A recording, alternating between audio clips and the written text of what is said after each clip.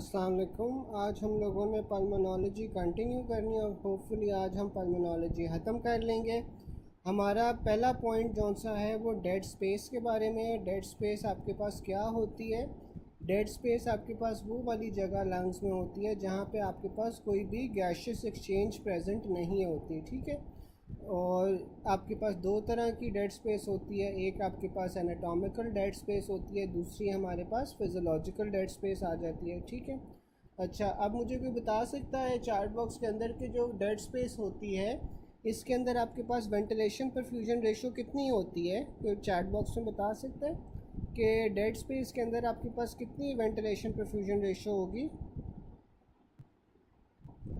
फिर आपके पास ना वो सबसे पहला पॉइंट ये कह रहा है कि pattern of breathing has no effect on dead space but if asked dead space does not change in, तो आपके पास आंसर है शैलो ब्रीदिंग, ठीक है। तो अगर आप शैलो ब्रीदिंग कर रहे हो यानी कि आप तेज़ी से सांस ले रहे हो तो उसका आपके पास डेड स्पेस के अंदर कोई चेंज नहीं आता, ठीक है। अच्छा, मुझे कोई चैट बॉक्स में बता सकता है कि ventilation perfusion ratio dead space में क्या होती है? फिर आपके पास डेड स्पेस इंक्रीज़ और डिक्रीज़ आपके पास कंडीशंस आ रही हैं, बिल्कुल इन्फिनिटी होती है, ठीक है। अब आपके पास कंडीशंस आ रही हैं जिनमें डेड स्पेस इंक्रीज़ होगी और जिनमें डेड स्पेस डिक्रीज़ होती है, ठीक है। तो हमारे पास जो डेड स्पेस इंक्रीज़ है ना, इसका निमोनिक है बेंज हाइपोटेंसिव डिजीज़, ठीक है। तो जो आपके पास डेड स्पेस इंक्रीज़ का निमोनिक है वो क्या है? Benz hypotensive disease. बी से आपके पास आ रहा है ब्रोंको कंस्ट्रिक्शन। ई से हमारे पास आ रहा है ईटीटी इंटुबेशन। एन से हमारे पास आ रहे हैं नेक एक्सटेंशन, ठीक है। और फिर एस से हमारे पास आ रहे हैं स्टैंडिंग और स्मोकिंग, ठीक है। तो बेंज हाइपोटेंसिव से हाइपोटेंशन और साथ में डिजीज़ से आ रहा है कि डिजीज़ जैसे कि आपके पास pneumonia, acute respiratory distress syndrome, bronchitis, asthma, cardiac failure और पल्मोनरी एम्बोलिज्म, जितनी भी डिजीज़ हैं वो आपके पास डेड स्पेस इंक्रीज़ करती हैं, ठीक है। फिर हमारे पास डिक्रीज डेड स्पेस आ जाती है। जो डिक्रीज डेड स्पेस है इसका निमोनिक हमारे पास आ जाता है बैन TSH, ठीक है। तो BAN TSH, ठीक है। तो इसमें आपके पास जो इंक्रीज डेड स्पेस थी उसमें हमारे पास ब्रोंको कंस्ट्रिक्शन आ रही थी, तो इसमें हमारे पास ब्रोंको डायलेशन आ जाएगी, ठीक है। फिर उसके बाद आपके पास ए से एटीलैक्टेसिस आ रहा है, एन से आपके पास नेक फ्लेक्शन आ रही है, ठीक है। वहाँ पे एक्सटेंशन थी, यहाँ पे हमारे पास नेक फ्लेक्शन है। फिर आपके पास आ जाता है TSH, बैन TSH। तो टी से हमारे पास ट्रेकियोस्टमी है, एस से हमारे पास स्लीप है और एच से हमारे पास हाइपर वेंटिलेशन है, ठीक है। तो बैन TSH आपके पास निमोनिक है डिक्रीज डेड स्पेस का। और फिर आपके पास आ रहा है which lung spirometry parameter is helpful in COPD। तो जो आपके पास नॉर्मल COPD के अंदर वेंटिलेशन परफ्यूजन रेशो है वो कितनी होती है? आपके पास नॉर्मली 0.8 होती है, लेकिन COPD के अंदर ये आपके पास डिक्रीज़ कर जाती है। Note, a normal VQ ratio is around 0.8. in COPD ventilation decreases लेकिन परफ्यूजन रिमेन सेम, तो आपके पास जो वेंटिलेशन परफ्यूजन रेशो है वो कम हो जाएगी, इसलिए 0.1 है।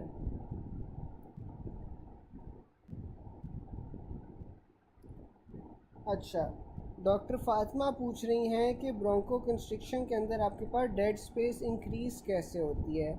तो मुझे कोई चैट बॉक्स में इसका जवाब दे सकता है, सोच के बता सकता है कि ब्रोंको कंस्ट्रिक्शन के अंदर आपके पास डेड स्पेस कैसे इंक्रीज़ होगी?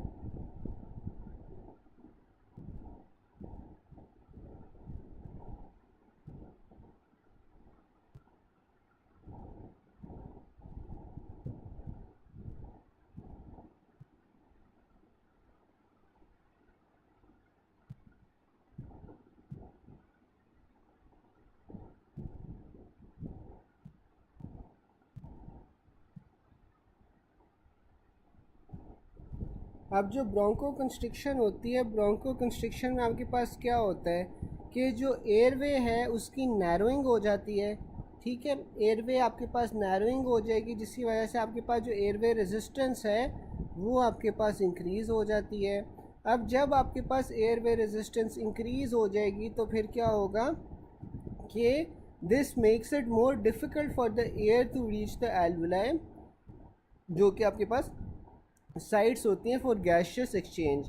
एज अ रिज़ल्ट जो पोर्शन ऑफ टाइडल वॉल्यूम जो आप ले रहे हो, जहाँ पे आपके पास गैस एक्सचेंज होती है, वो कम हो जाती है, ठीक है, effectively increasing the anatomical dead space, ठीक है। तो क्योंकि आपके पास ब्रोंको कंस्ट्रिक्शन के अंदर एयरवे कंस्ट्रिक्ट हो रहा है, एयरवे कंस्ट्रिक्शन की वजह से आपके पास एल्वुलाई तक कम ऑक्सीजन पहुंचती है, या कम हवा पहुंचेगी, तो आपके पास जो गैशियस एक्सचेंज की साइट है वहाँ पे आपके पास जब कम एयर पहुंचेगी, तो इस वजह से आपके पास डेड स्पेस इंक्रीज़ हो जाएगी ब्रोंको कंस्ट्रिक्शन में, ठीक है। गैस समझ आ गया? तो ये आपके पास जौन सा है ना, डेड स्पेस इंक्रीज़ और डिक्रीज़ होने की आपके पास रीजंस थी। फिर आपके पास आ जाता है जो वेंटिलेशन परफ्यूजन रेशो डिक्रीज़ होता है। डिक्रीज़ कब होता है? पल्मोनरी एडीमा में आपके पास वेंटिलेशन परफ्यूजन रेशो कम हो जाएगा। Physiological shunt will be present when ventilation perfusion is zero, ठीक है।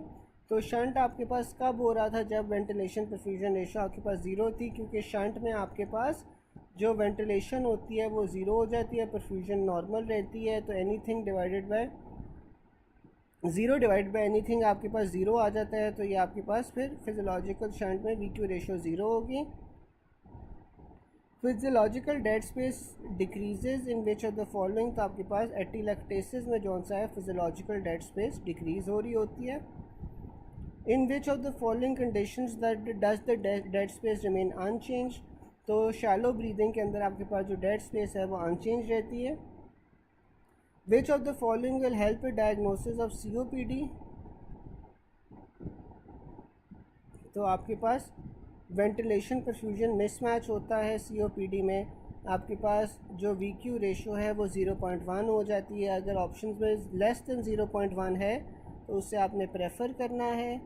Physiological dead space is increased in hypotension, तो हाइपोटेंशन के अंदर आपके पास फिजियोलॉजिकल डेड स्पेस इंक्रीज़ होती है। इसका निमोनिक क्या था? Benz hypotensive disease. फिर आपके पास आ जाता है विच of the following is important regarding dead space, तो डेड स्पेस में आपके पास क्या होता है? कंडीशनिंग हो रही होती है इनहेल्ड एयर की। ये आपके पास जो एनाटॉमिकल डेड स्पेस होती है ना, जैसे कि ट्रेकिया हो गया, ब्रोंकस हो गया, ये आपके पास एनाटॉमिकल डेड स्पेस के तौर पे काम करते हैं। यहाँ पे आपके पास कौन सा होता है? वो सीलिया प्रेजेंट होते हैं, साथ में म्यूकस प्रेजेंट होता है, और ये आपके पास इनहेल्ड एयर की कंडीशनिंग कर रहे होते हैं, ठीक है। यहाँ तक सबको समझ आ गया? किसी को कोई मसला तो नहीं है? BENS बेंज हाइपोटेंसिव डिजीज़, ठीक है। ये आपके पास निमोनिक है for increase dead space. Gas यहाँ तक किसी को कोई मसला तो नहीं है?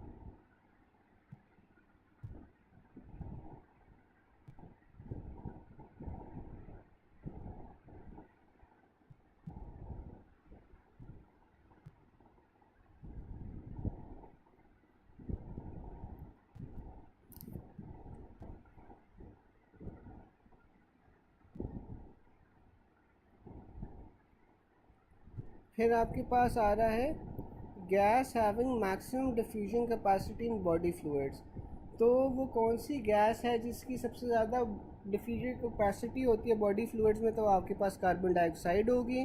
विच of the following has the maximum diffusion capacity through pulmonary membrane और टिश्यूज़, तो आपके पास वो CO2 होगी। मैक्सिमम जो अफिनिटी है वो किसकी होती है? मैक्सिमम अफिनिटी आपके पास कार्बन मोनोऑक्साइड की होती है, जबकि जो मैक्सिमम डिफ्यूजन होती है वो आपके पास कार्बन डाइऑक्साइड होती है, ठीक है। और फिर आपके पास आ जाता है कि ग्लूकोज ट्रांसपोर्ट थ्रू प्लेसेंटा विया फैसिलिटेटेड डिफ्यूजन, तो जो ग्लूकोज का ट्रांसपोर्ट होता है विया द प्लेसेंटा वो आपके पास फैसिलिटेटेड डिफ्यूजन से होता है। टॉट हीमोग्लोबिन या T state haemoglobin has reduced affinity for oxygen. अब ये जो टॉट हीमोग्लोबिन होती है ना, ये वो वाली हीमोग्लोबिन होती है जो ऑलरेडी ऑक्सीजन से बाइंड कर गई होती है। तो जब ये ऑक्सीजन के साथ बाइंड करेगी तो इसकी एफिनिटी फॉर फर्दर ऑक्सीजन वो कम हो जाती है, ठीक है। तो इसीलिए जो टॉर्च स्टेट हीमोग्लोबिन है उसकी एफिनिटी आपके पास रिड्यूस्ड होगी फॉर ऑक्सीजन। फिर हमारे पास आ जाता है एक्सुडेटिव प्लूरल एफ्यूजन में अकरिंग बैक्टीरियल नमोनिया। तो अब ये आपके पास एक्सुडेटिव और ट्रांसुडेटिव इन्फ्यूजन्स के आपको डिफरेंसेस बताए हुए हैं। जो ट्रांसुडेटिव इन्फ्यूजन्स हैं उनमें आपके पास प्रोटीन कंटेंट कम होता है और ये आपके पास नॉर्मली ना जो हार्ट की कंडीशंस होती हैं, जैसे कंजेस्टिव हार्ट फेलियर हो गया या जिसमें हार्ट सही तरह पंप नहीं कर पा रहा, नॉर्मली उनके अंदर आपके पास ये ट्रांसुडेटिव एफ्यूजन्स आपको मिलती है।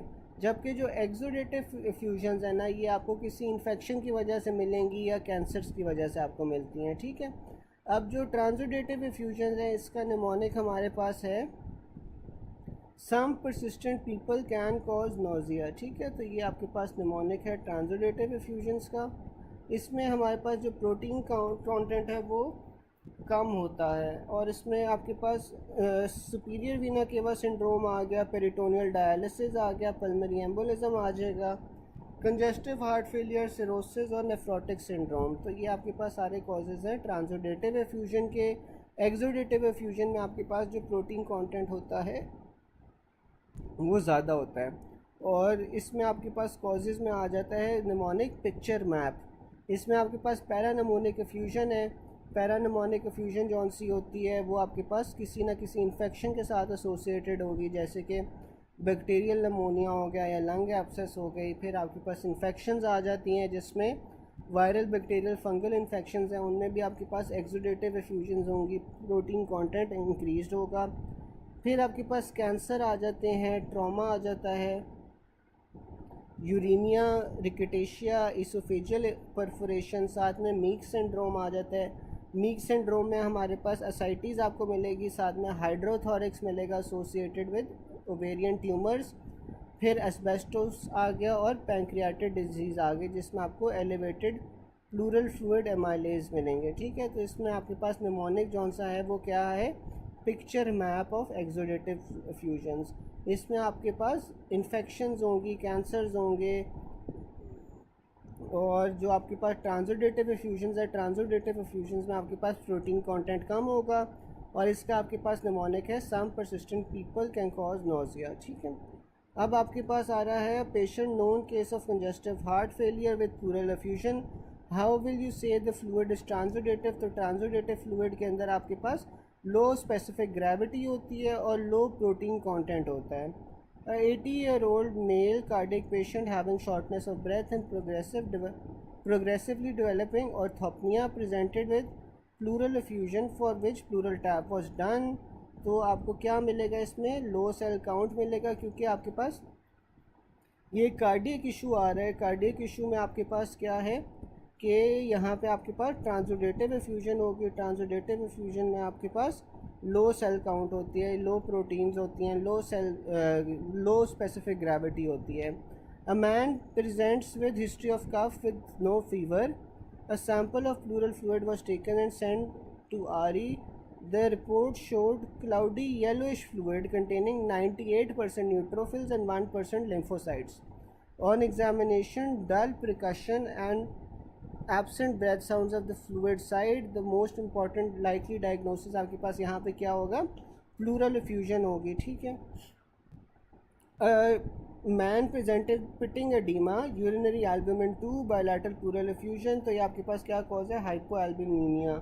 ठीक है, अब जब हाइपोएल्बुमिनिया होती है तो इसमें क्या होता है कि यूरिन के अंदर एल्बुमिन जौन सा होता है उससे वो आपके पास पाया जाएगा। तो जब आपके पास यूरिन के अंदर एल्बुमिन आ जाएगा तो आपके पास जो प्लाज्मा ऑन्कोटिक प्रेशर होता है वो कम हो जाएगा। जब प्लाज्मा ऑन्कोटिक प्रेशर आपके पास कम हो जाएगा तो पेशेंट आपके पास एडीमा के साथ प्रेजेंट करेगा। ठीक है, साथ में उसने बताया हुआ है कि बायलैटरल प्लूरल एफ्यूजन्स भी हैं। फिर आपके पास आ रहा है a young man with heart failure, bilateral pleural effusion in pleural tap, what will you see to consider it as transudative fluid secondary to heart failure. तो आपके पास 2 से 3% लिम्फोसाइट्स नज़र आएंगे। Which of the following is given to patient with congestive cardiac failure and pleural effusion. तो आपके पास वो लूप डायोरेटिक्स होंगे। Pelvic mass, ascites, pleural effusion, ये तीनों के तीनों आपके पास जौन सा है वो मीक सिंड्रोम करवा रहे होते हैं। ठीक है, अब जो मीक सिंड्रोम है, मीक सिंड्रोम आपके पास क्या था, ये आपके पास एक्सोडेटिव इफ्यूजन जौन सी है वो करवा रहा था, ठीक है। और मीक सिंड्रोम में आपके पास क्या क्या चीज़ें होती हैं, आपके पास एक ट्रायड होता है जिसमें आपके पास पेल्विक मास होता है, साथ में असाइटीज़ होगी और साथ में प्लूरल इफ्यूजन होगी, ठीक है। तो ये आपके पास मीक सिंड्रोम होता है। A patient presented with paranymonic effusion, lab findings of effusion will be, तो पैरानिमोनिक इफ्यूजन है तो इसमें आपके पास जो प्रोटीन कंटेंट है वो इंक्रीज़ होगा, एक्सोडेटिव आपके पास पिक्चर आएगी और इसमें प्रोटीन कंटेंट कितना है 3.5 ग्राम पर डेसीलीटर है। Best site for pleural effusion for tap आपके पास क्या होता है, प्लूरल टैप के लिए जो बेस्ट साइट होती है वो आपके पास अपर बॉर्डर होता है of intercostal space in mid axillary line, ठीक है। तो मुझे कोई बता सकता है चैट बॉक्स में कि ये जो प्लूरल इफ्यूजन है इसकी साइट इसने सही लिखी हुई है या गलत लिखी हुई है, ये upper border of intercostal space होगा या lower border of intercostal space होगा। कोई मुझे चैट बॉक्स में बता सकता है कि सही लिखा हुआ है गलत लिखा हुआ है।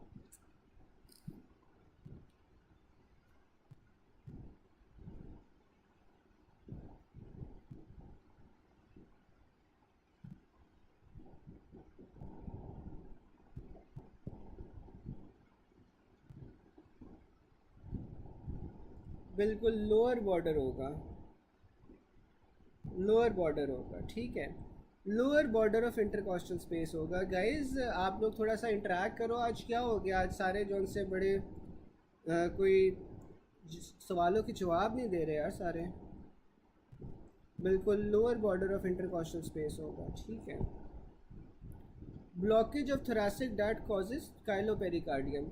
अब थोरैसिक डक्ट जब आपकी ब्लॉक हो जाएगी तो फिर आपके पास काइलोपेरिकार्डियम होगा। Lobar pneumonia leading to parapneumonic effusion, what finding will be seen in pleural fluids. तो आपके पास ये क्या होगा कि अगर लोबार नमोनिया है तो आपके पास एक्सोडेटिव इफ्यूजन होगी और एक्सोडेटिव इफ्यूजन में आपके पास जो प्रोटीन कंटेंट है वो ज़्यादा होता है, तो इसमें आपके पास प्रोटीन्स मिलेंगे मोर देन 3.5 ग्राम।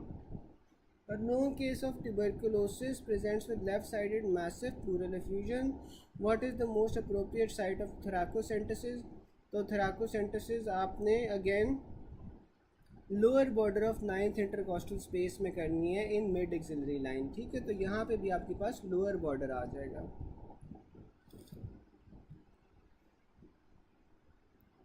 फिर हमारे पास ना लंग वॉल्यूम्स आ जाते हैं। अब लंग वॉल्यूम्स में आपके पास द फंक्शनल रेजिडुअल कैपेसिटी क्या होती है, volume of air in lung at the end of tidal volume, tidal expiration.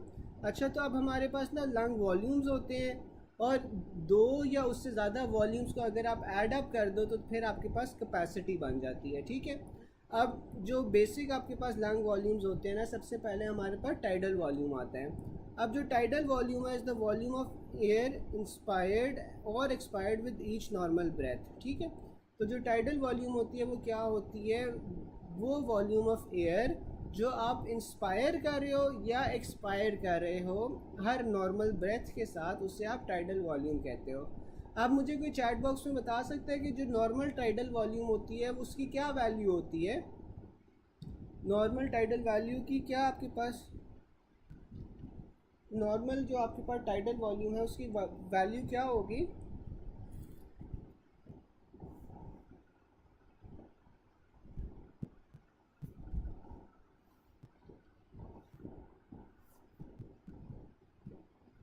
बिल्कुल 500 ml होती है।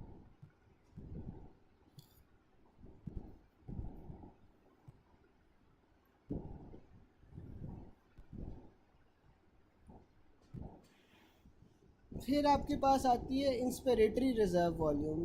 जो इंस्पिरेटरी रिजर्व वॉल्यूम होती है वो क्या होती है, the volume that can B inspired over and above tidal volume, ठीक है। तो इंस्पिरेटरी रिजर्व वॉल्यूम क्या होती है कि जब आप फोर्सफुली जो सा है एक्सपायर करते हो after expiration of tidal volume, तो उससे आप जो सा एक्सपायरेटरी रिजर्व वॉल्यूम कहोगे। इंस्पिरेटरी रिजर्व वॉल्यूम क्या होता है, inspiratory reserve volume is the volume that can B inspired over and above tidal volume. तो टाइडल वॉल्यूम जौन सी है ना, वो आपके पास क्या है कि जो आप हर नॉर्मल सांस के साथ आप वॉल्यूम इंस्पायर कर रहे हो, लेकिन अगर आप फोर्सफुली इंस्पायर कर रहे हो तो the volume above tidal volume जो आप इंस्पायर कर सकते हो उससे आप इंस्पिरेटरी रिजर्व वॉल्यूम कहते हो। और एक्सपायरेटरी रिजर्व वॉल्यूम क्या होती है, is the volume that can B expired after expiration of tidal volume. ठीक है, तो नॉर्मली टाइडल वॉल्यूम से ऊपर जितना भी आप इंस्पायर कर सको वो इंस्पिरेटरी रिजर्व वॉल्यूम है, और जितना भी आप टाइडल वॉल्यूम से ऊपर एक्सपायर कर सको तो वो आपके पास एक्सपायरेटरी रिजर्व वॉल्यूम है। फिर हमारे पास रेजिडुअल वॉल्यूम आ जाती है। जो रेजिडुअल वॉल्यूम है is the volume that remains in the lungs after maximum expiration. तो मैक्सिमली आपने एक्सपायर कर दिया है, उसके बावजूद जो आपके पास लंग्स के अंदर एयर रह जाती है उससे आप रेजिडुअल वॉल्यूम कहते हो। और जो रेजिडुअल वॉल्यूम होती है वो स्पायरोमेट्री से मेजर नहीं हो सकती। ठीक है, फिर हमारे पास कैपेसिटीज़ आ जाती है।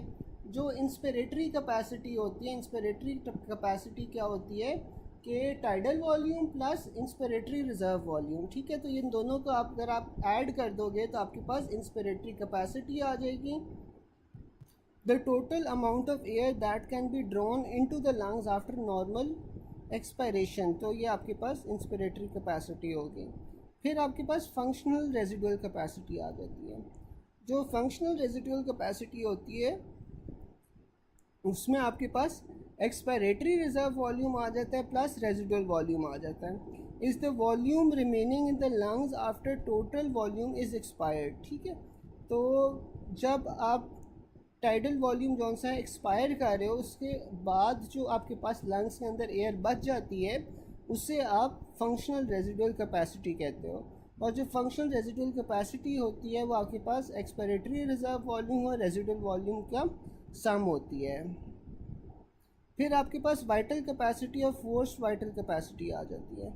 अब जो वाइटल कैपेसिटी या फोर्स वाइटल कैपेसिटी है इसमें आपके पास inspiratory reserve volume, tidal volume और एक्सपायरेटरी रिजर्व वॉल्यूम तीनों का सम होती है। Is the volume of air that can be forcibly expired after maximum inspiration. फिर आपके पास टोटल लंग कैपेसिटी आ जाती है। जो टोटल लंग कैपेसिटी होती है ये सम होती है ऑल फोर वॉल्यूम्स का, is the volume in air in the lungs after maximum inspiration. ठीक है, मैक्सिमम जब आप इंस्पायर करोगे तो वॉल्यूम जो लंग्स के अंदर मौजूद होगा उससे आप टोटल लंग कैपेसिटी कहोगे। फिर हमारे पास MCQs आ जाते हैं। MCQs में है person inspired forcefully and then expired as a normal breath, what capacity could have been used। तो ये आपके पास फिर इंस्पिरेटरी कैपेसिटी आती है। इंस्पिरेटरी कैपेसिटी आपके पास क्या आ जाएगी, इसमें आपके पास टाइडल वॉल्यूम आ जाएगा और साथ में इंस्पिरेटरी रिजर्व वॉल्यूम आ जाएगा। विच of the following prevents the lungs from being collapse. तो जो रेजिडुअल वॉल्यूम होता है जो लंग्स के अंदर बचा हुआ होता है वो आपके पास लंग्स को कोलैप्स होने से बचाता है। Volume of air maximally expired after deep inspiration. तो ये आपके पास क्या हो जाएगी, वाइटल कैपेसिटी हो जाएगी। What is true about functional residual capacity. तो जो फंक्शनल रेजिडुअल कैपेसिटी है वो आपके पास क्या होता है, expiratory reserve volume plus residual volume. ठीक है, तो ये आपके पास कौन सा होता है, एक्सपायरेटरी रिजर्व वो फंक्शनल रेजिडुअल कैपेसिटी आ जाती है। ये होता क्या है, amount of air remained in lung after expiration of tidal volume. जो फंक्शनल रेजिडुअल कैपेसिटी होती है वो क्या होती है, expiratory reserve volume plus residual volume. After tidal volume expired remaining volume in lung is known as functional residual capacity. When the respiratory muscles are relaxed the lungs are at functional residual capacity. Contraction of diaphragm जौन सा होता है, जब diaphragm contract करता है तो आपके पास lung का जो वॉल्यूम है वो इंक्रीज़ हो जाता है। If a patient had tidal volume 500 ml और lung capacity increase, so tidal volume becomes 1000 ml। What are we measuring this patient. तो वो आपके पास लंग कंप्लायंस होती है। अब लंग कंप्लायंस क्या होती है कि ability of the lung to expand. तो अगर आपके पास टाइडल वॉल्यूम जौन सी है वो 500 ml थी, अब आपके पास टाइडल वॉल्यूम बढ़ा के उसने 1000 ml कर दिया, तो अगर आपके पास एयर जौन सी होती है वो नॉर्मल ब्रेथ में आपके पास ज़्यादा आ रही है एज़ कम्पेयर टू बिफोर, तो आपके पास जो लंग है वो ज़्यादा एक्सपैंड करेगा। ठीक है, तो जैसे आपके पास अब टाइडल वॉल्यूम डबल हो गई है तो जो लंग की एक्सपेंशन होगी in order to accommodate the new air या ज़्यादा एयर को अकोमोडेट करने के लिए जो लंग की एक्सपेंशन हो रही है उससे आप लंग कंप्लाइंस कहोगे। फिर आ रहा है फंक्शनल रेजिडुअल कैपेसिटी, जौन सी थी वो expiratory reserve volume plus residual volume थी। ब्रोंकियल एस्थमा में जौन सा है आपके पास FEV ओवर FVC रेशो 65 से कम हो जाता है। Pulmonary function test to determine obstructive versus restrictive disease, तो इसमें आप जौन सा FEV1 ओवर FVC देखोगे। One of the following is related to diagnosis of asthma, तो एस्थमा के अंदर आपके पास FEV1 over FVC ratio less than 65 होता है।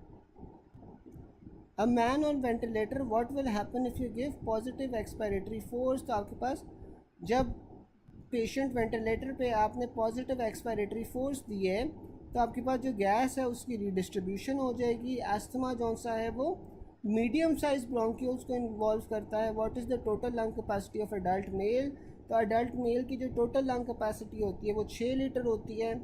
How to calculate inspiratory capacity, तो इंस्पिरेटरी कैपेसिटी में आपके पास inspiratory reserve volume plus tidal volume आ जाता है।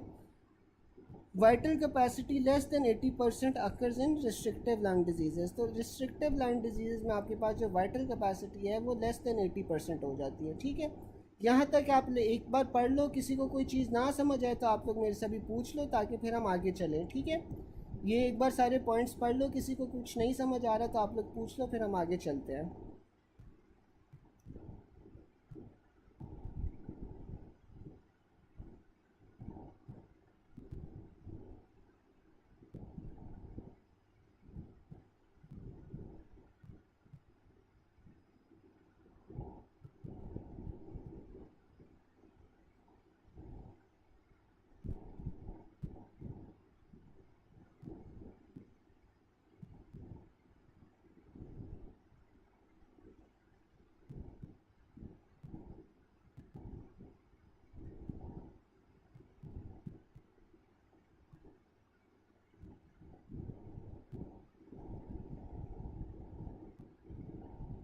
कोई ऐसा पॉइंट है जो ना समझ आ रहा हो अभी तक?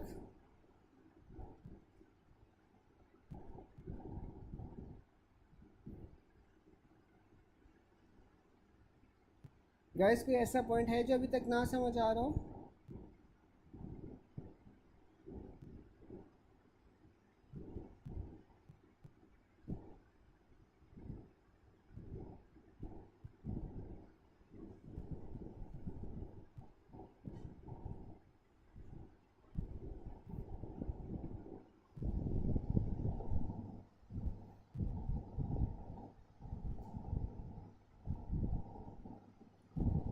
फिर हमारे पास आ जाता है which parameter does not change in restrictive lung disease, तो आपके पास जो FEV1 ओवर FRC होता है वो आपके पास नॉर्मल रहता है रिस्ट्रिक्टिव लंग डिजीज़ में। A patient with chronic obstructive lung disease, तो जो COPD होता है या क्रॉनिक ऑब्स्ट्रक्टिव लंग डिजीज़ होंगे उसमें आपके पास FEV1 ओवर FVC जो रेशो होती है वो कम हो जाती है। फिर हमारे पास आ रहा है नियोनेटल रेस्पिरेटरी डिस्ट्रेस सिंड्रोम। अब जो आपके पास नियोनेटल रेस्पिरेटरी डिस्ट्रेस सिंड्रोम होता है उसमें क्या होता है कि लैक ऑफ सर्फेक्टेंट होता है। जो सर्फेक्टेंट होता है वो सिंथेसाइज आपके पास किससे हो रहा होता है? टाइप 2 एल्वियोलर सेल्स से जौन सा है वो आपके पास सर्फेक्टेंट सिंथेसाइज हो रहा होता है and consist of primarily of dipalmitoyl phosphatidyl choline. ठीक है, तो जो आपके पास टाइप 2 एल्वियोलर सेल्स होते हैं एल्विलाई के अंदर, ये आपके पास डाईपाल्मिटाइल फॉस्फेटिडाइल कोलिन जौन सा है वो रिलीज़ करवा रहे होते हैं जिससे सर्फेक्टेंट बनता है। जो सर्फेक्टेंट होता है लाइंस द एल्विलाई और keeps alveoli dry. Surface tension को जौन सा है ना ये रिड्यूस करता है, जबकि लंग कंप्लायंस को ये इंक्रीज़ करता है which makes them easier to fill. In the foetus surfactant may be present as early as gestational week 24 and is always present by gestational week 35। ठीक है, तो ये 35th वीक तक जौन सा है ये प्रेजेंट होता है, इसीलिए आपके पास जो प्री मैच्योर बेबीज़ होते हैं उनमें आपके पास ये एक्यूट रेस्पिरेटरी डिस्ट्रेस सिंड्रोम होता है। Generally a lecithin sphingomyelin ratio greater than 2:1 in amniotic fluid reflex mature levels of surfactant. तो अगर आपने सरफेक्टेंट को लेवल्स को देखना है तो आप क्या करोगे, आप एमनियोटिक फ्लूइड का सैंपल लोगे और एमनियोटिक फ्लूइड के सैंपल में अगर आपको लेसिथिन और स्फिंगोमाइलिन की रेशो 2:1 मिल रही है तो दैट मीन्स कि आपके पास सफिशेंट लेवल्स ऑफ सरफेक्टेंट मौजूद है। फिर आपके पास आ जाता है नियोनेटल रेस्पिरेटरी डिस्ट्रेस सिंड्रोम में आपके पास क्या हो रहा है कि सरफेक्टेंट कम हो रहा है जिससे आपके पास कंप्लायंस ज़्यादा हो रही है। अगर कंप्लायंस आपके पास कम हो रही है, कंप्लायंस कम होने की वजह से क्या होता है कि जो लंग होता है उसे इन्फ्लेट करना मुश्किल हो जाता है, ठीक है। और फिर आपके पास वेंटिलेशन परफ्यूजन डिफेक्ट होगा, ग्राउंड ग्लास अपीयरेंस मिलेगी आपको लंग फील्ड्स के अंदर, ठीक है। तो नियोनेटल रेस्पिरेटरी डिस्ट्रेस सिंड्रोम में आपके पास सरफेक्टेंट के लेवल्स कम हो रहे हैं, कंप्लायंस भी आपके पास रिजल्टिंगली कम हो रही है, यानी कि जो ability of the lung to expand वो आपके पास कम हो जाएगी। इसकी वजह से आपके पास जो लंग्स होंगे वो डिफ़िकल्ट हो जाएंगे to inflate, ventilation perfusion defect होगा और ग्राउंड ग्लास अपीयरेंस मिलेगी आपको लंग्स की। फिर आपके पास आ जाता है deficiency of surfactant results in patchy active lactases. तो अगर आपके पास डिफिशिएंसी हो रही है सरफेक्टेंट की तो उससे आपके पास क्या होता है, पैची एक्टिव लैक्टेसेस होता है। Surfactant produce by which cells, तो आपके पास टाइप 2 नीमोसाइट्स जौन से होते हैं वो सरफेक्टेंट प्रोड्यूस कर रहे होते हैं। सरफेक्टेंट आपके पास सिक्रीट कहाँ से हो रहा है, टाइप 2 एल्वियोलर एपिथेलियल सेल से। Surfactant deficiency is related to decrease lung compliance. Surfactant increases the amount of glycerol phosphocholine, which of the following will happen surfactant deficiency. तो सरफेक्टेंट डिफिशिएंसी में आपके पास क्या होता है कि जो लंग की कंप्लायंस होती है वो कम हो जाती है। Deficiency of pulmonary surfactant causes increased lung surface tension, which of the following will be seen after damage to type 2 pneumocytes। तो टाइप 2 pneumocytes का अगर डैमेज हो गया तो सरफेक्टेंट की प्रोडक्शन जो सी है वो कम हो जाएगी। Surfactant deficiency causes increase surface tension और डिक्रीज कंप्लायंस। रिगार्डिंग एल्वुलाई, तो आपके पास जो सरफेक्टेंट होता है वो एल्वुलाई के कोलैप्स को प्रिवेंट करता है। डाईपाल्मेटॉइल फॉस्फेटिडाइलकोलिन प्लस कार्बोहाइड्रेट्स प्लस प्रोटीन, ये तीनों मिला के आपके पास सरफेक्टेंट बनाती हैं, तो तीनों आपके पास सरफेक्टेंट के कंटेंट्स होते हैं। फिर आ जाता है a patient has some pulmonary disease that high amount of pressure is needed to fill the lung. In this condition patient will have decrease compliance, ठीक है। तो ये डिक्रीज कंप्लायंस आपके पास कब हो रही होती है, जब सरफेक्टेंट की कमी होती है। सरफेक्टेंट की कमी होगी तो आपके पास कंप्लायंस डिक्रीज़ हो जाएगी, जिसका मतलब है कि आपके पास जो लंग है वो एक्सपैंड मुश्किल से करता है, ठीक है। इसलिए आपको ज़्यादा हाई अमाउंट ऑफ प्रेशर चाहिए होता है टू फिल द लंग। फिर आपके पास आया था deficiency of surfactant causes patchy active lactases. Alveoli do not collapse due to presence of surfactant. acute respiratory distress syndrome is characterized by reduced production of surfactant of type 2 alveolar cells. A 28 weeks pregnant lady with premature labor delivers a baby who developed respiratory distress and was put on ventilator. A day later chest x-ray में आपको pulmonary opacities मिल रही है। What is the most likely finding in lung tissue, तो आपके पास इसमें decreased lamellar cells आते हैं type 2 pneumocytes में। In respiratory bronchioles, which cells are present that produces a component of surfactant, तो आपके पास जो टाइप 2 नीमोसाइट्स होते हैं वो प्रोड्यूस कर रहे होते हैं। A pregnant woman having fetus with respiratory distress, for lung maturity of fetus which drug would be given, तो आपने लंग मेच्योरिटी के लिए रेस्पिरेटरी डिस्ट्रेस सिंड्रोम में बीटा मेथाजोन देनी है, ठीक है। जो बीटा मेथाजोन होती है वो ग्रेटर होती है देन डेक्सामेथाजोन, ठीक है। तो अगर आपके पास अक्यूट रेस्पिरेटरी डिस्ट्रेस सिंड्रोम का पेशेंट आ रहा है तो उसमें आप बीटा मेथासोन दोगे which is greater than dexamethasone, ठीक है। यहाँ तक किसी को कोई क्वेश्चन हो?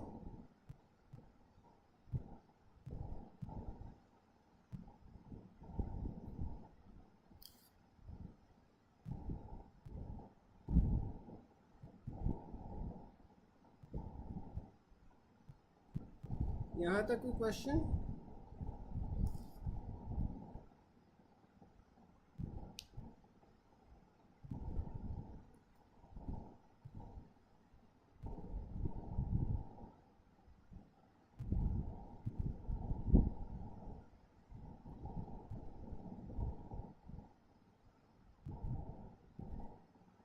अच्छा, अब जो आपके पास पल्मोनरी वेज़ोकंस्ट्रिक्शन है ना वो आपके पास क्यों होती है, जब आपके पास एल्वियोलर ऑक्सीजन की रिड्यूस क्वांटिटी होती है, ठीक है। जब आपके पास लंग्स के अंदर ऑक्सीजन की कमी होगी, हाइपोक्सिया होगा, तो फिर आपके पास क्या होता है, पल्मोनरी वेज़ोकंस्ट्रिक्शन होती है, लेकिन जो सिस्टमिक वेज़ोडाइलेशन होती है, ठीक है। तो आपके पास बाकी ऑर्गन्स के अंदर हाइपोक्सिया क्या करवा रहा होता है, वेज़ोडाइलेशन करवा रहा होता है, लेकिन लंग्स के अंदर ये ऑपोजिट होता है। लंग्स के अंदर ये ऑपोजिट होता है, लंग्स के अंदर ये आपके पास वेज़ोकंस्ट्रिक्शन करवाएगा,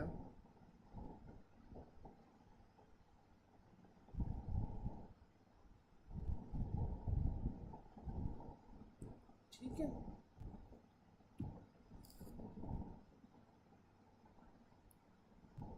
नहीं नहीं, ये आप क्या पूछ रहे हैं डॉक्टर से बात कि this betamethasone is given to the mother and is followed by same for acute respiratory distress, adult respiratory distress। ये जो आपके पास डेक्सामेथासोन है ना, या बीटा मेथासोन है, नहीं बीटा मेथासोन जौन से वो फीटस को देंगे ना, बीटा मेथासोन आप फीटस में देते हो, फीटस की लंग मैच्योरिटी के लिए आपके पास ज़रूरी होती है, ठीक है। तो ये एक सेकंड मुझे देना।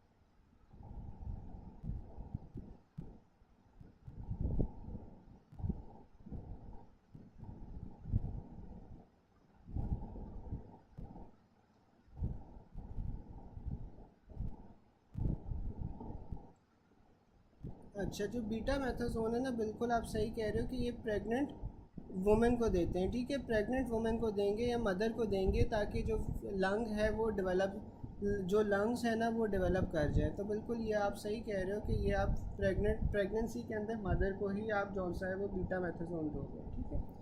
हाँ, तो ये मदर को देते हैं, ठीक है। फिर आपके पास आ जाते हैं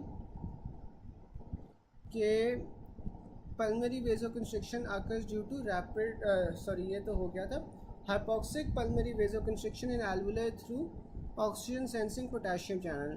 तो ये जो ऑक्सीजन सेंसिंग पोटेशियम चैनल्स होते हैं ना, ये आपके पास लंग्स के अंदर होते हैं, इसी वजह से लंग्स के अंदर हाइपोक्सिया के अंदर आपके पास वेज़ोकंस्ट्रिक्शन होगी। A person travels from sea level to 5000 altitudes what will occur. तो पर्सन है वो आपके पास सी लेवल से 5000 एल्टीट्यूड पे जा रहा है, तो ये आपके पास पल्मोनरी वेज़ोकंस्ट्रिक्शन होगी। फिर आपके पास आ रहा है increase pulmonary vasculature cause by high altitude. तो अगेन वेज़ोकंस्ट्रिक्शन जौन सी है ना वो आपके पास होती है जब ऑक्सीजन लेवल्स कम हो जाएं। और वेज़ोकंस्ट्रिक्शन क्यों हो रही होती है, क्योंकि आपके पास ऑक्सीजन सेंसिंग पोटेशियम चैनल्स होते हैं। फिर आपके पास आ जाती है pulmonary vasoconstriction occurs due to reduce systemic oxygen, hypoxic pulmonary vasoconstriction and alveoli through oxygen sensitive potassium channels, pulmonary। फिर आपके पास आ जाता है पल्मोनरी आर्टरी प्रेशर इंक्रीजेज इन हाइपोक्सिया, ठीक है। तो जो आपके पास पल्मोनरी आर्टरी प्रेशर है वो हाइपोक्सिया के अंदर इंक्रीज हो जाता है। बिल्कुल जैसे डॉक्टर मासूमा बता रही हैं कि जब आपके पास प्रीमेच्योर बेबी का रिस्क को डिलीवर करने का, तो तब आपने मदर को आईएम इंजेक्शन देना है, और आईएम इंजेक्शन आप 3 cc आईएम देते हो, ठीक है। ये जो बीटा मेथासोन है, ठीक है।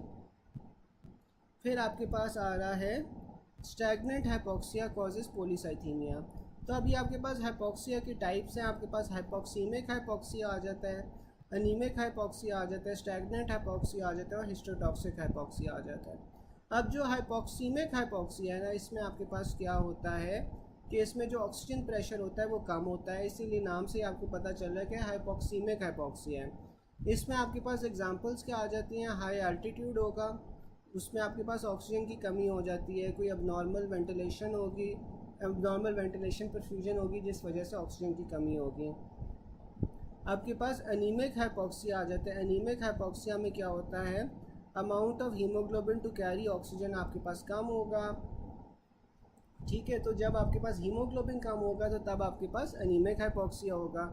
अब अनीमिक हाइपोक्सिया आपके पास किन कंडीशंस में हो रहा है, जिसमें आपके पास HB भी कम हो रही है, तो आपके पास ब्लड लॉस हो गया, अनीमिया हो गया, कार्बन मोनोऑक्साइड पॉइजनिंग हो गई, इन सब में आपके पास हीमोग्लोबिन के लेवल्स कम हो जाएंगे, तो आपके पास अनीमिक हाइपोक्सिया होगा।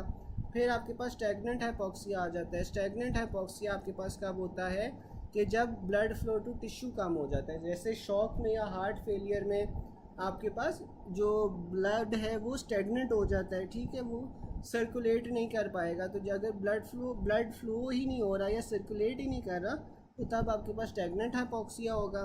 फिर हमारे पास हिस्टोटॉक्सिक हाइपोक्सिया आ जाता है। जो हिस्टोटॉक्सिक हाइपोक्सिया होगा, इसमें आपके पास ऑक्सीजन होती तो है लेकिन टिश्यूज़ यूटिलाइज़ नहीं कर पाते। और टिश्यूज़ क्यों नहीं यूटिलाइज़ कर पाते, जैसे आपके पास साइनाइड पॉइजनिंग हुई हुई है, तो आपके पास ऑक्सीजन प्रेजेंट तो है लेकिन इसमें आपके पास टिश्यूज़ यूटिलाइज़ नहीं कर पाएंगे। फिर आपके पास stagnant hypoxia cause by heart failure या कार्डियोजेनिक शॉक कॉजेज पॉलीसाइथेमिया, ठीक है। तो स्टैग्नेंट हाइपोक्सिया है। स्टैग्नेंट हाइपोक्सिया का क्या मतलब है कि आपके पास ब्लड फ्लो जौन सा है वो रुक गया हुआ है, ठीक है। अब ब्लड फ्लो आपके पास रुक गया हुआ है तो टिश्यूज़ आपके पास परफ्यूज़ नहीं होंगे ऑक्सीजन के साथ, तो बॉडी को यही लगेगा कि आपके पास जौन सा है वो रेड ब्लड सेल्स की कमी है, तो आपके पास जो एरिथ्रोपोइसिस होना शुरू हो जाएगी और आपके पास increased amount of red blood cells produce होना शुरू हो जाएंगे। तो जब ये आपके पास increase amount of red blood cells produce होना शुरू हो जाएंगे तो तब आपके पास पॉलीसाइथीमिया होगा, ठीक है। फिर आ जाता है कि पेशेंट विद हाइपोक्सिया PO260 है, HB15 है, there is no history of poisoning या ब्लड लॉस, तो ये आपके पास क्या होगा, हाइपोक्सिक हाइपोक्सिया, क्योंकि जो प्रेशर ऑक्सीजन है वो आपके पास कम हो रही है। Cause of hypoxia due to low PO2 आपके पास इन ब्लड इज़ हाइपोवेंटिलेशन। अगर आपके पास हाइपोक्सीमिक हाइपोक्सिया है तो उसे आपने प्रेफर करना है। विच of the following condition causes hypoventilation, तो आपके पास COPD में हाइपोवेंटिलेशन होती है। पेशेंट विद PO260 HB15, तो PO2 आपके पास कम है तो हाइपोक्सिक हाइपोक्सिया होगा। Patient with HB15 oxygen content आपके पास हीमोग्लोबिन 20 ml है, एल्वियोलर PO2 45 है, आर्टेरियल PO2 40 है, वीनस ऑक्सीजन आपके पास 15 है, तो ये आपके पास हाइपोक्सिक हाइपोक्सिया है। Which type of hypoxia is associated with decrease PO2 and increase alveolar arterial gradient, तो ये आपके पास राइट टू लेफ्ट शंट होगा। फिर आपके पास आ जाता है कि stagnant hypoxia occurs in polycythaemia.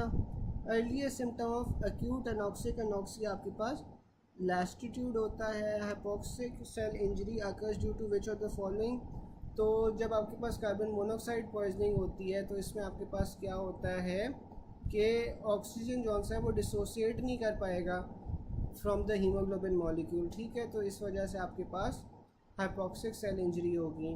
Anaemic hypoxia can occur as a result of methemoglobinemia. Pulmonary fibrosis is likely associated with stagnant hypoxia. फिर आपके पास आ जाता है कि the cause of hypoxia characterized by decrease arterial PO2 आपके पास hypoventilation है। The partial pressure of oxygen in arterial blood is greatly decrease by hypoxic hypoxia, ठीक है। अच्छा, डॉक्टर बख्तावर पूछ रही हैं कि COPD में आपके पास हाइपर वेंटिलेशन होती है या हाइपो वेंटिलेशन होती है, तो मुझे इसका आंसर दे सकते हैं कि COPD में हाइपो वेंटिलेशन होगी या हाइपर वेंटिलेशन होगी।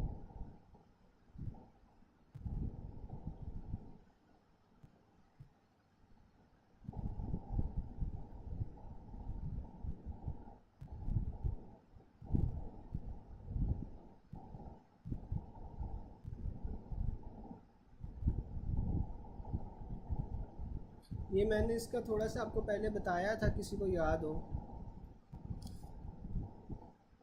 COPD के अंदर ना हाइपो वेंटिलेशन होती है, ठीक है। जो आपके पास ऑब्स्ट्रक्टिव डिजीज़ेज़ होती है ना, ऑब्स्ट्रक्टिव डिजीज़ेज़ के अंदर आपके पास हाइपो वेंटिलेशन होगी। आप जौन सा है ना आराम आराम से सांस लोगे, तो COPD के अंदर आपके पास हाइपो वेंटिलेशन होती है।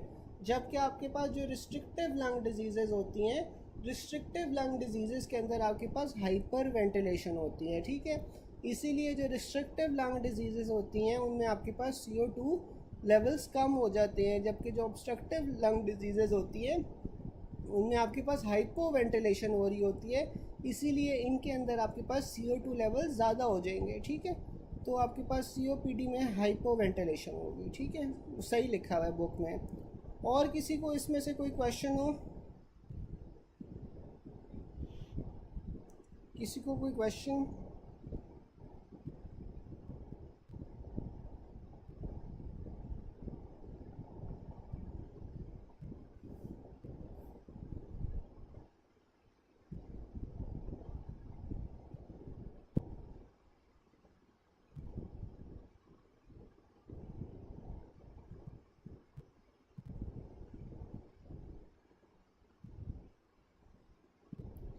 किसी को अभी तक कोई क्वेश्चन हो हाइपोक्सियाज में?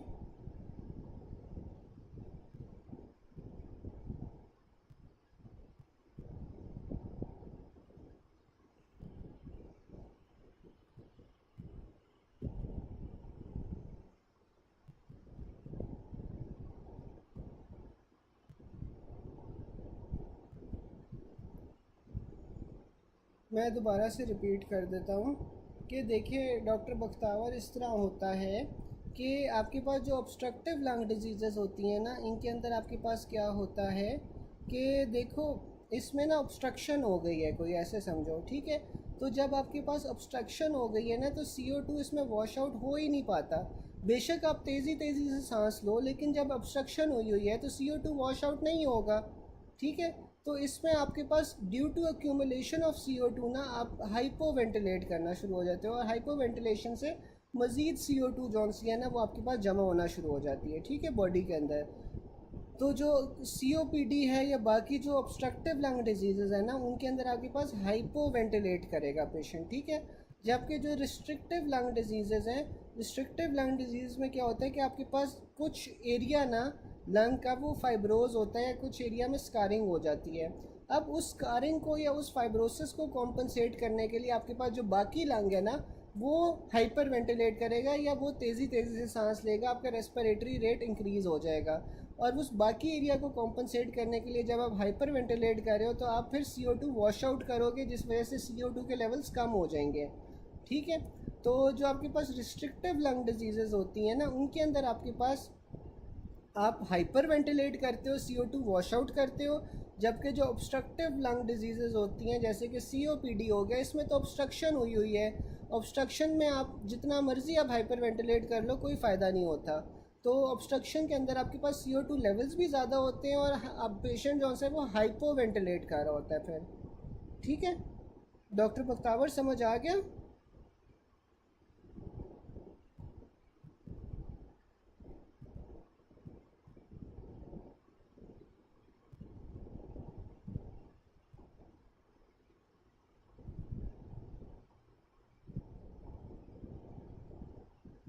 CO2 नहीं वॉश आउट होता ना, इसीलिए तो आपके पास CO2 लेवल्स कौन से हो, इसीलिए तो आपके पास जो डॉक्टर बताया जो CO2 लेवल्स है ना वो ज़्यादा होते हैं, इसीलिए ऑब्स्ट्रक्टिव लंग डिजीज़ में आपके पास CO2 लेवल ज़्यादा होंगे, जबकि आपके पास जो रिस्ट्रिक्टिव लंग डिजीज़ हैं उसमें CO2 के लेवल्स कम होंगे, ठीक है। तो इसमें वॉश आउट नहीं होता, इसमें CO2 के लेवल्स बड़े ही रहते हैं, ज़्यादा रहते हैं।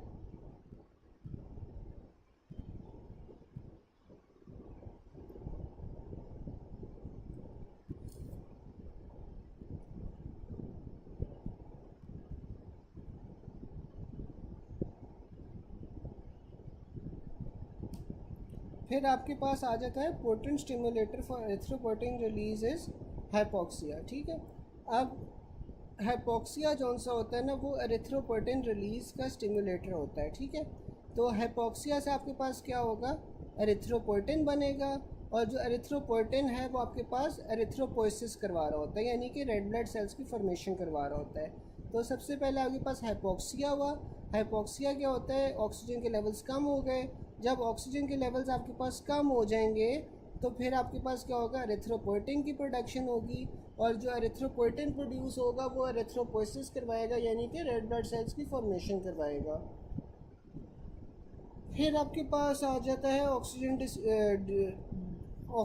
Haemoglobin dissociation curve. जो हीमोग्लोबिन डिसोसिएशन कर्व है उसमें आपके पास राइट शिफ्ट आपको कब मिलता है, जब हर चीज़ रेज हो जाए, और लेफ़्ट शिफ्ट आपको कब मिलेगा, जब हर चीज़ लो हो जाएगी। राइट शिफ्ट के लिए आपके पास रेज्ड ऑक्सीजन डिलीवरी होती है, ठीक है।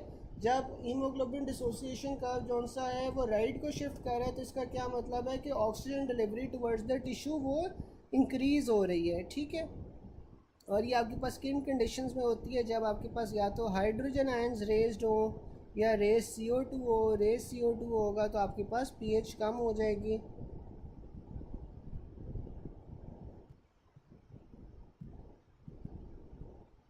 एक सेकेंड। अच्छा, मेरे पास यहीं से शुरू हो रहा है 96, हम बाद में 97 भी मिस हो गया। चलो 96 97 हम बाद में कर लेते हैं, ये एक बार कर लें फिर 96 97 भी कर लेते हैं, ठीक है। ये एक बार कर लें फिर 96 97 कर लेते हैं। अभी आप पॉइंट नंबर 130 पे आ जाओ। अभी आप पॉइंट नंबर 130 पे आ जाओ, फिर 96 97 कर लेते हैं बाद में, ठीक है। अभी हमारे पास पॉइंट नंबर 1, फिर आपके पास 130 है। 130 में आपके पास क्या, हीमोग्लोबिन डिसोसिएशन कर्व है। हीमोग्लोबिन डिसोसिएशन कर्व में जो सा है ना, आपके पास राइट शिफ्ट कब आता है, राइट शिफ्ट में आपके पास oxygen delivery to the tissue वो इंक्रीज़ हो जाती है। जब oxygen delivery to the tissues आपके पास इंक्रीज़ हो जाए तो आपके पास टिश्यूज़ को ज़्यादा ऑक्सीजन मिलेगा। ये किन कंडीशंस में होता है, जब आपके पास रेज्ड हाइड्रोजन आयंस की कॉन्सेंट्रेशन हो, रेज्ड PCO2 हो। रेज्ड PCO2 होगा तो pH आपके पास कम हो जाएगी। फिर साथ में आपके पास रेज्ड 2,3 DPG हो और रेज टेम्परेचर हो, तो हर चीज़ राइट में रेज्ड होगी, ठीक है। जबकि लेफ़्ट में हर चीज़ आपके पास लो होगी। जब लेफ़्ट शिफ्ट होता है तो इसका क्या मतलब है कि आपके पास ऑक्सीजन की हाई एफिनिटी है टू हीमोग्लोबिन, ठीक है। ऑक्सीजन डिसोसिएट नहीं हो रहा, तो तब आपके पास ये लेफ़्ट शिफ्ट होती है। लेफ़्ट शिफ्ट के अंदर आपके पास हर चीज़ लो होगी, तो लो हाइड्रोजन है, लो PCO2 है। अगर लो PCO2 है तो इसका मतलब pH इंक्रीज़ है। लो 2,3 DPG है, लो टेम्परेचर है, साथ में हीमोग्लोबिन F है।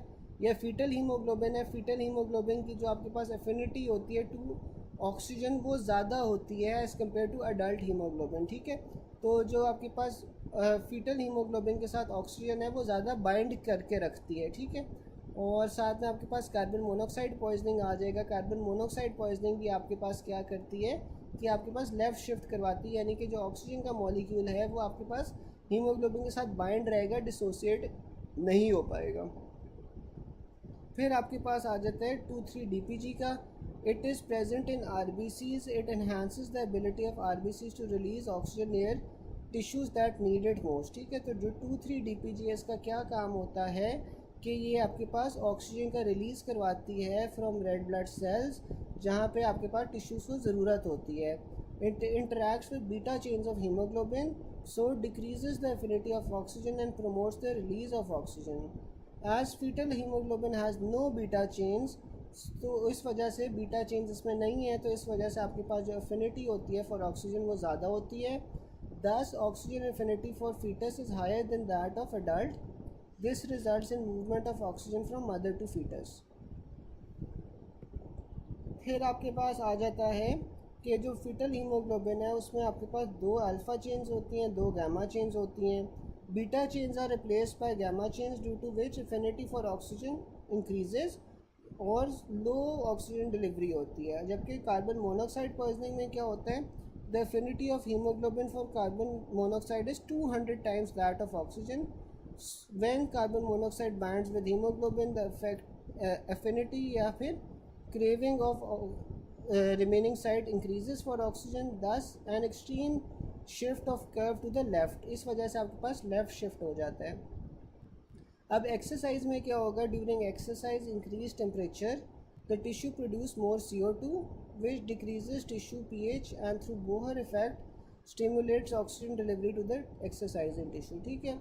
तो एक्सरसाइज के अंदर क्या होता है, टेम्परेचर आपके पास बढ़ जाता है, CO2 आपके पास बढ़ जाती है, ठीक है। pH आपके पास कम हो जाएगी, तो इस वजह से राइट शिफ्ट हो जाएगा। राइट शिफ्ट को आप बोहर इफेक्ट कहते हो, जबकि लेफ़्ट शिफ्ट को आप हैल्डेन इफेक्ट कहते हो, ठीक है। तो oxygen haemoglobin oxygen dissociation curve shift to the left, तो आपके पास वो क्या होगा, पीएच आपके पास इंक्रीज़ हो रही है, CO2 लेवल्स कम हो रहे हैं। Which of the following will shift the haemoglobin dissociation curve to the right, तो राइट में आपके पास डिक्रीज पीएच होगी। Oxygen dissociation curve shift towards which side in carbon monoxide poisoning, तो आपके पास वो लेफ्ट साइड है। Right shift of oxygen dissociation curves occurs in increase CO2।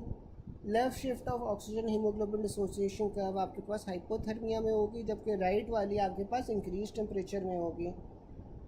Which of the following will shift haemoglobin oxygen towards the right, तो आपके पास increase hydrogen ions होंगे। Which of the following there is right shift of curve, तो acidosis होगी। Compare to adult haemoglobin, foetal haemoglobin different होती है।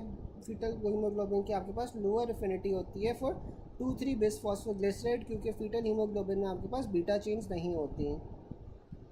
Increase 2,3 bis diphosphoglycerate effects shifts the haemoglobin dissociation curves towards the right.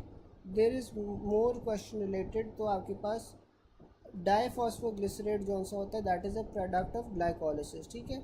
जो डाइफॉस्फोग्लिसरेट है वो आपके पास glycolysis का एक प्रोडक्ट है। इसमें आपके पास दो तरह के डाइफॉस्फोग्लिसरेट्स होते हैं, एक 1,3 डाइफॉस्फोग्लिसरेट होता है, एक 2,3 डाइफॉस्फोग्लिसरेट होता है।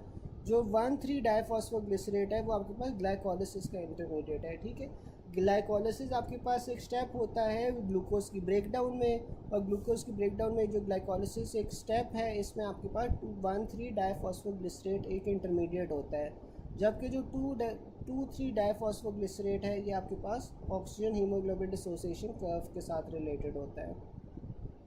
In the right shift oxygen haemoglobin dissociation of curve atmospheric pressure will be 35. Right hemoglobin dissociation curve occurs by decrease in pH. Oxygen hemoglobin dissociation curve to the right आपके पास कब होगा, एसिडोसिस में होगा। What causes shift of oxygen hemoglobin dissociation curve to the extreme left, तो extreme left की तरफ आपके पास carbon monoxide आ जाती है। Right shift of haemoglobin dissociation curve occurs in decrease of pH, ठीक है। यहाँ तक किसी को कोई क्वेश्चन हो, यहाँ तक कोई question?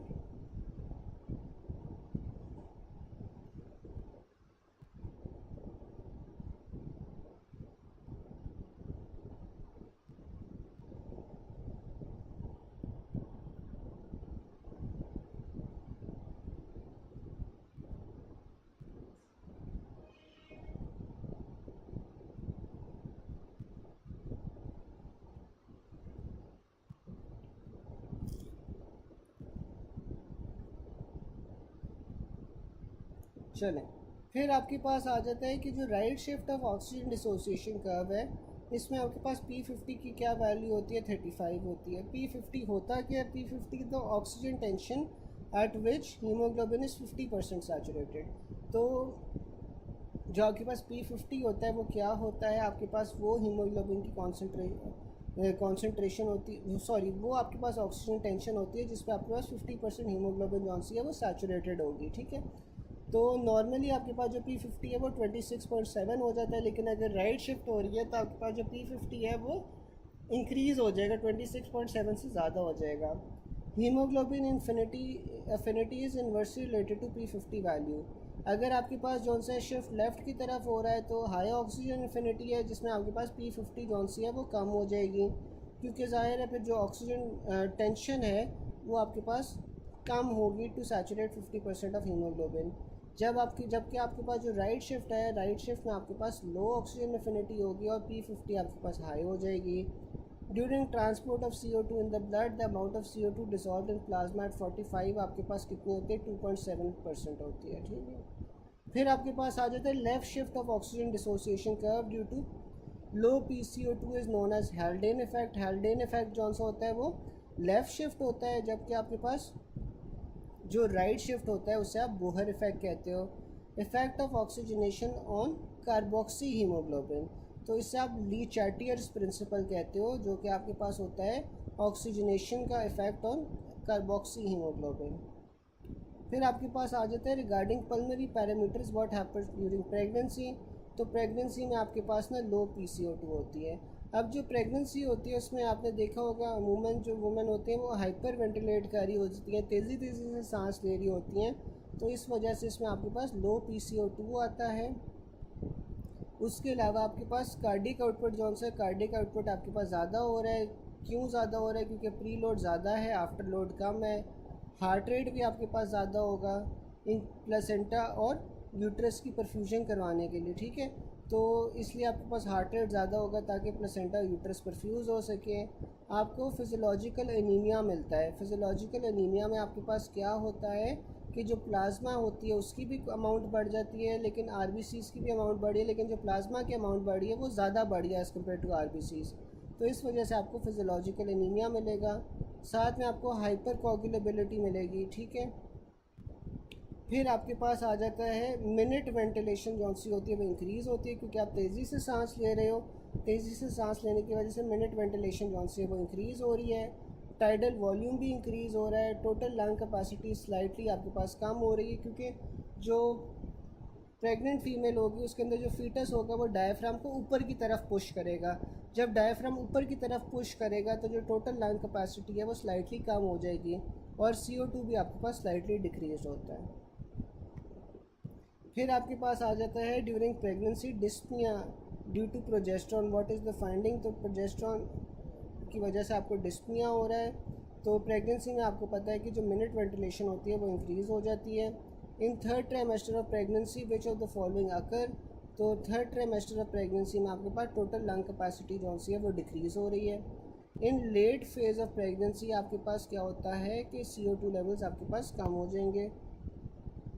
Scenario of pregnancy in which hemoglobin in first trimester was 11.5 but at term आपके पास 9.5 हो गया, तो ये आपके पास फिजियोलॉजिकल चेंज है, क्योंकि आपके पास plasma relative to the RBCs वो ज़्यादा बड़ा होता है। Most common cause of anaemia in pregnancy, तो आपके पास प्लाज्मा वॉल्यूम एक्सपेंशन होती है। In pregnancy what is increase, तो आपके पास जो रेड सेल मास होता है वो प्रेगनेंसी में इंक्रीज़ होता है। अ pregnant lady develops pen after few hours of delivery. ECG में आपको S1QT3 मिल रहा है, तो आपने क्या करवाना है? गैलियम स्कैन करवाना है। अच्छा, ये मुझे कोई बता सकता है चैट बॉक्स में किस चीज़ का सिनेरियो है जिसमें आपको ECG में S1Q3T3 पैटर्न मिलेगा? ये किस चीज़ का सिनेरियो है? फिर आ रहा है pregnant women presents with hypertension, drug of choice क्या होगी? Methyl dopa. Pregnancy induced hypertension में आपने लबीटालॉल को प्रेफर करना है over methyl dopa. Pre eclampsia hypertensive condition में आपने IV हाइड्रोलिसिन को प्रेफर करना ओवर लबीटालॉल।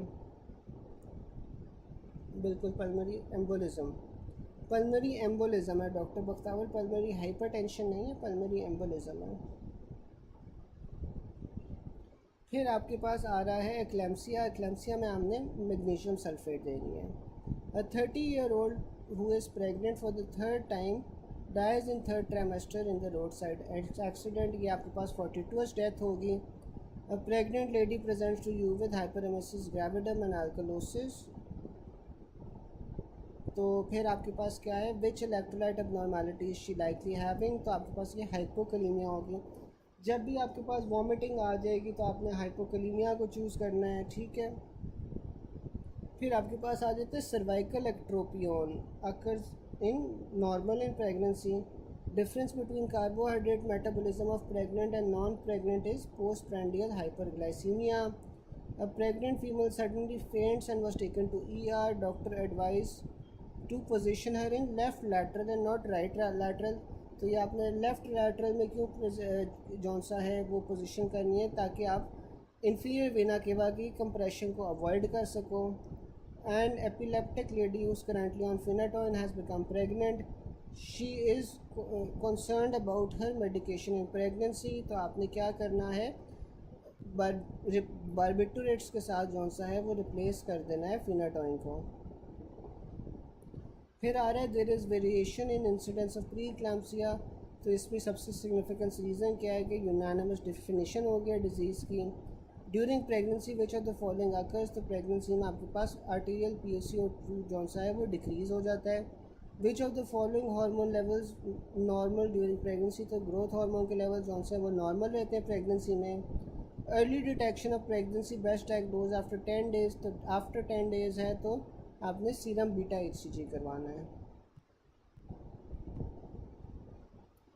फिर हमारे पास आ जाती है oxygen delivery to tissues is decrease by carbon monoxide poisoning. अब कार्बन मोनोऑक्साइड पॉइजनिंग और साइनाइड पॉइजनिंग का टेबल है, उनका कंपैरिजन है। अब जो साइनाइड पॉइजन होते हैं और कार्बन मोनोऑक्साइड होती हैं, दोनों आपके पास एरोबिक मेटाबॉलिज्म को इनहिबिट करती हैं by inhibition of the complex 4 या साइटोक्रोम C ऑक्सीडेज। इसकी वजह से आपके पास हाइपोक्सिया होता है, that does not fully correct with supplementation of oxygen and anaerobic metabolism। इसकी वजह से दोनों के अंदर आपके पास पिंक या चारी रेड स्किन हो जाती है, ठीक है। साथ में आपको सीजर्स मिलेंगे, कोमा मिलेगा। अब जो साइनाइड है वो आपके पास आती किस तरह है, that is a by product of synthetic product combustion, injection of amygdalin. साथ में आपके पास जो है साथ में साइनाइड, अगर आप वैसे पॉइजन ले लो। फिर आपके पास साइंस और सिम्टम्स आ जाते हैं। जो साइनाइड पॉइजनिंग होती है इसमें आपके पास breath has bitter almond odour और कार्डियोवास्कुलर कोलैप्स के साथ एसोसिएटेड होती है। इसमें आपने ट्रीटमेंट कैसे करनी है, आपने हाइड्रोक्सीकोबालामिन देनी है जो कि साइनाइड के साथ बाइंड करेगी और आपके पास साइनोकोबालामिन बना देगी और रीनल एक्सक्रीशन हो जाएगी इसकी, ठीक है। फिर आप दूसरे नाइट्रेट्स दे सकते हो। जो नाइट्रेट्स हैं वो आपके पास हीमोग्लोबिन को ऑक्सीडाइज करते हैं, मिथाइल मेलोग्लोबिन बनाते हैं और साथ में साइनाइड के साथ बाइंड करके साइनो मेथीमोग्लोबिन बनाते हैं जो कि लेस टॉक्सिक होती है। सोडियम थायोसल्फेट आ जाती है। सोडियम थायोसल्फेट में आपके पास क्या ट्रीटमेंट क्या करेगा, वो साइनाइड की कन्वर्जन इनटू थायोसाइनेट वो इंक्रीज़ कर देगा, जिससे आपके पास रीनल एक्सक्रीशन हो जाएगी। फिर आपके पास इफ़ेक्ट आता है on oxygen haemoglobin dissociation curve. तो आपके पास जो इसमें कर्व होता है वो नॉर्मल होता है, जो ऑक्सीजन सैचुरेशन होती है वो भी इनिशियली आपको नॉर्मल मिलेगी। फिर आपके पास आ जाता है कार्बन मोनोऑक्साइड। जो कार्बन मोनोऑक्साइड है वो आपके पास ऑडरलेस गैस होती है, जो कि फायर से, कार एग्जॉस्ट से, गैस हीटर से आ रही होती है। इसमें आपको हेडेक्स मिलेगी, डिजीनेस मिलेगी, मल्टीपल इंडिविजुअल्स में बी इन्वॉल्व। फिर आपके पास आ जाता है classic associated with blister globus pallidus lesions on MRI, although rarely seen with cyanide toxicity as well। इसमें आपने ट्रीटमेंट क्या करनी है, 100% ऑक्सीजन देना है, हाइपरबैरिक ऑक्सीजन दोगे। फिर लेफ़्ट शिफ्टिंग कर्व आपके पास आ जाता है। इसमें आपके पास एफिनिटी ऑफ ऑक्सीजन इंक्रीज़ हो जाती है, डिक्रीज़ अपलोडिंग होती है in tissues, binds competitively with haemoglobin with 200 times greater affinity than oxygen to form carboxy hemoglobin, ठीक है। फिर आपके पास नर्व मेटाबॉलिज्म जो सी होती है वो साइनाइड से ब्लॉक हो रही होती है। In which of the following conditions the tissue can not utilise oxygen regardless of being provided with enough oxygen, तो आपके पास वो कार्बन मोनोऑक्साइड पॉइजनिंग होती है। Many toxins cause cell death by producing injury at enzymatic level. तो cyanide जो सी होती है आपके पास साइटोक्रोम ऑक्सीडेज के साथ इंटरफेयर कर रही है या फिर कॉम्प्लेक्स 4 के साथ इंटरफेयर करती है। Most likely condition that which causes a decrease in arterial oxygen saturation without a decrease in oxygen tension, तो आपके पास वो कार्बन मोनोऑक्साइड पॉइजनिंग होती है। The feature of mild carbon monoxide poisoning is decrease ability of oxygen to bind to hemoglobin. In carbon monoxide poisoning, hyperoxia does not occur due to arterial PO2 remains normal. Decrease in functional hemoglobin as in anemia. Carbon monoxide poisoning methylmenoglobinemia will not cause hyperoxia क्योंकि आपके पास जो arterial PO2 होता है वो normal होता है, ठीक है। अच्छा, यहाँ तक किसी को कोई क्वेश्चन हो? यहाँ तक एनी क्वेश्चन?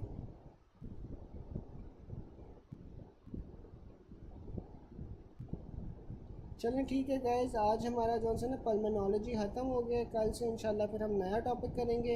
अगर किसी को क्वेश्चन हो तो फिर आप लोग जो है ना वो ग्रुप पे पूछ लीजिएगा, तो इंशाल्लाह वो आपकी क्वेरी सॉल्व हो जाएगी।